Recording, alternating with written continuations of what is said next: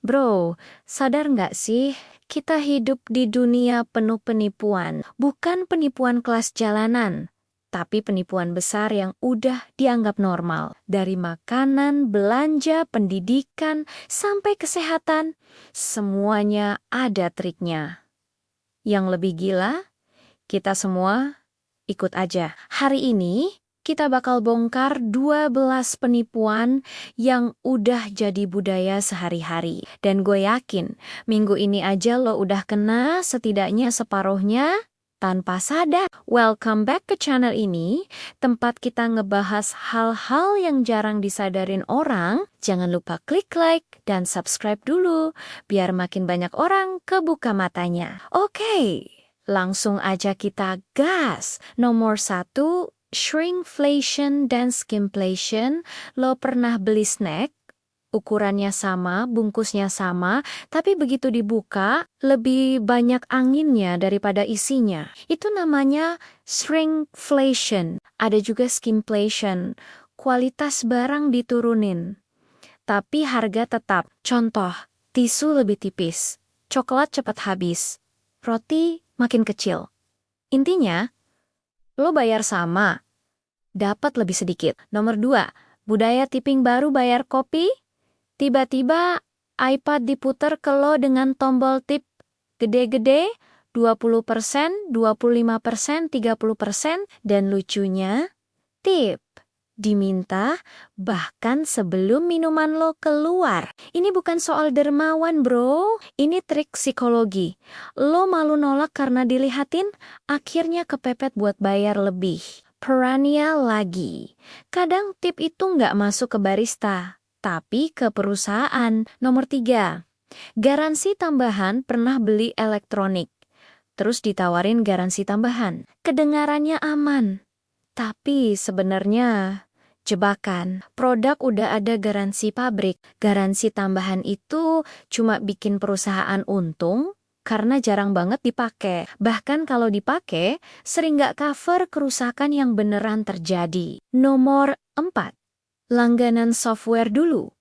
Beli software sekali, kelar. Sekarang, semua pakai langganan bulanan, $10 di sini, $20 di sana, kelihatannya kecil, tapi jalan terus tanpa henti.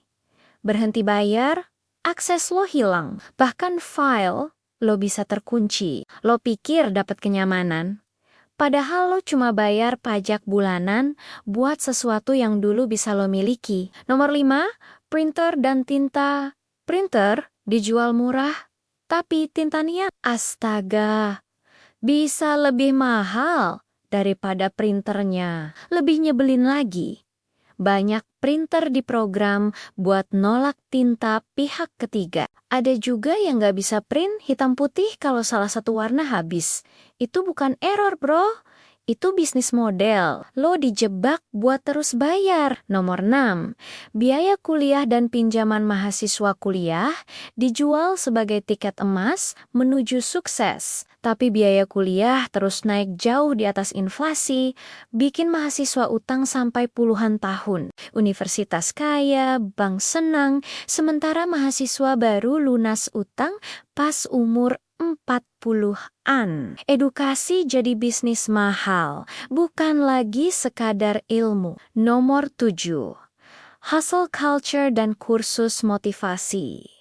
Lo sering lihat motivator, pamer mobil mewah, rumah gede, gaya hidup sultan. Kebanyakan bukan kaya dari hustle, tapi dari jualan mimpi. Mereka bikin kursus murah sebagai pintu masuk, lalu upsell kursus lebih mahal yang katanya rahasia sukses. Padahal rahasia sebenarnya ya, jualan kursus itu sendiri. Nomor 8, brand mewah kaos polos dengan logo kecil bisa diproduksi $5, tapi dijual $500. Kenapa? Karena logonya barangnya nggak jauh beda, tapi status sosialnya yang dijual. Brand mewah sengaja bikin edisi terbatas, bahkan ada yang bakar stok biar kesannya eksklusif. Lo bayar mahal bukan buat kualitas, tapi buat ilusi. Nomor 9, influencer marketing. Influencer kelihatan akrab, Kayak temen lo sendiri, mereka Sarita. Share produk seolah-olah jujur. Tapi kenyataannya itu iklan. Banyak yang bahkan nggak pernah pakai produk yang mereka promosikan. Lo pikir lo dapat rekomendasi jujur, padahal lo lagi ditarget jadi konsumen. Nomor 10. Berlian a diamond is forever. Pernah dengar slogan itu? Itu hasil marketing jenius, bro. Faktanya, berlian nggak selangka itu. Harganya tinggi karena distribusi dikontrol. Generasi demi generasi dicuci otak. Kalau lo benar-benar cinta, harus kasih berlian. Padahal begitu dibeli, nilainya langsung jatuh. Nomor 11, harga pernikahan. Sebut kata wedding. Harga otomatis naik 3 kali lipat. Kue ulang tahun $200 jadi $600.